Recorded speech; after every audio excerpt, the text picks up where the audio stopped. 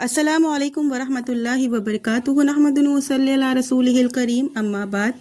جیسا کہ ہم ابراہیم علیہ السلام کے واقعے پر بات کر رہے تھے اور کس طرح سے ابراہیم علیہ السلام نے بتوں کو توڑا، بڑے بت کو الزام دے کر قوم کی گردن جھکا دی، ان کا ناک بند کر دیا، اخیر میں یہاں تک کہہ دیا کہ تم پر اور تمہارے معبودوں پر تمہیں اتنی بھی عقل نہیں ہے۔ ظاہر ہے یہ ساری باتیں ان کے مزاج شاہی کو گراں گزری، دماغ تھنکنے لگا، غصہ جو ہے بھڑکا اور انتقامی کارروائی شروع ہوئی۔ اعلان ہو گیا اگر اپنے معبودوں کی مدد کرنا چاہتے ہو تو آگ جلاؤ اور اس شخص کو یعنی کہ ابراہیم علیہ السلام کو اس میں پھینک کر جلا دو۔ قالوا حرقوه وانصروا آلہتکم ان کنتم فاعلین۔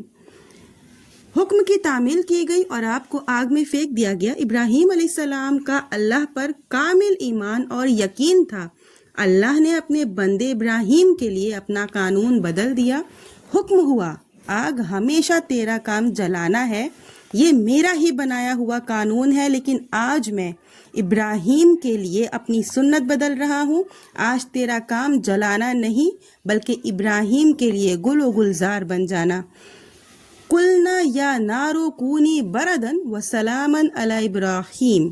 آپ غور کریں، کسی کی عبادت اس لیے کی جاتی ہے کہ وہ ہمیں فائدہ پہنچائے گا، نقصان سے بچائے گا۔ وہ خالق اور مالک ہے، معین و مددگار ہے۔ مشکل وقتوں میں ہم اس سے مدد طلب کرتے ہیں اور وہی ہمارا مدد کرتا ہے، لیکن یہاں معاملہ الٹا ہے۔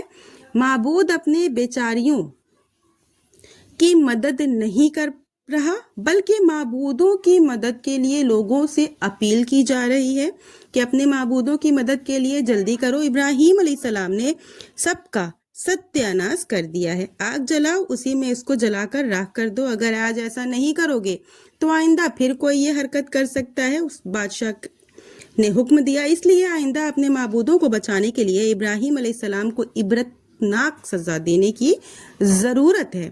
آگ جلائی گئی، ابراہیم علیہ السلام کو اس میں ڈال بھی دیا گیا اور بس میں خویش معبودوں کی مدد ہو گئی۔ لیکن ہوا کیا؟ وہ یہ کہ ابراہیم علیہ السلام کے معبود نے اپنے عابد، اپنے پجاری اور اپنے بندے کی مدد، اور اللہ نے اپنا قانون اپنے بندے کے لیے بدل دیا۔ ہمیشہ تمہیں جلانا ہے، آگ کو حکم دیا، لیکن آج نہیں جلانا۔ اے آگ ابراہیم علیہ السلام کے لیے ٹھنڈی ہو، ٹھنڈی ہوا بن جا، اور بن بھی گئی۔ دیکھا آپ نے، سب چلا رہے ہیں اپنے معبودوں کی مدد کرو۔ حیرت ہے، معبود تمہاری مدد کرے گا کہ تم الٹے اپنے معبودوں کی مدد کرو گے؟ جبکہ آدمی شرک میں مبتلا ہوتا جاتا ہے تو دین کے معاملے میں اس کی کھوپڑی جو ہے وہ الٹ جاتی ہے۔ میرے پیاری سوشل میڈیا فیملی، آج ہم ابراہیم علیہ السلام کی طرح تنہا نہیں ہیں۔ ہم دنیا کی آباد اور 6واں حصہ ہے۔ ہمارے پاس تعداد ہے، افراد ہیں، صلاحیتیں ہیں، مساجد اور مدارس ہیں، جامعات اور تعلیم گاہیں ہیں، اسباب و وسائل ہیں، کسی چیز کی بھی کمی نہیں ہے، لیکن سب کے باوجود آج دنیا کی سب سے حقیر اور ذلیل قوم مسلمان ہے۔ پلیز اس چیز کو زیادہ آپ اس پہ مت لیجیے گا، میری بات کو سمجھنے کی کوشش کیجیے گا۔ ہماری باتوں میں کوئی وزن نہیں، جہاں دیکھیں ذلیل اور رسوا کیے جا رہے ہیں۔ ملک ہمارا، زمین ہماری، لیکن ہم اپنے ہی ملک میں اجنبی ہوتے جا رہے ہیں۔ ہماری ہی زمین پر ہمارا دین، ہماری تہذیب اور ہمارے معاشرے مٹتے جا رہے ہیں۔ دعوتی جذبات، دینی تحمس، ایمانی غیرت اور اسلامی حمیت یہ مفقود ہوتی جا رہی ہے۔ ان حالات میں ضرورت ہے اس جرأت ایمانی کی جس کا ثبوت ابراہیم علیہ السلام نے بتوں کو توڑ کر دیا تھا۔ یہ ایز اے ایگزامپل میں نے آج آپ کے ساتھ شیئر کری ہوں۔ آخر میں اللہ سے دعا ہے کہ یا اللہ تعالیٰ آج کی وہ بچوں کے لیے ہے، اے اللہ تعالیٰ ہمیں جو بھی بے اولاد ہیں انہیں نیک اولاد سے نواز۔ اے اللہ ہمارے بچوں کو دنیا کی تمام پریشانیوں اور برائیوں سے محفوظ رکھ۔ یا اللہ ہمارے بچوں کو ہر قدم پر کامیابی عطا فرما۔ یا اللہ ہمارے بچوں کو صبر اور شکر کی توفیق دے۔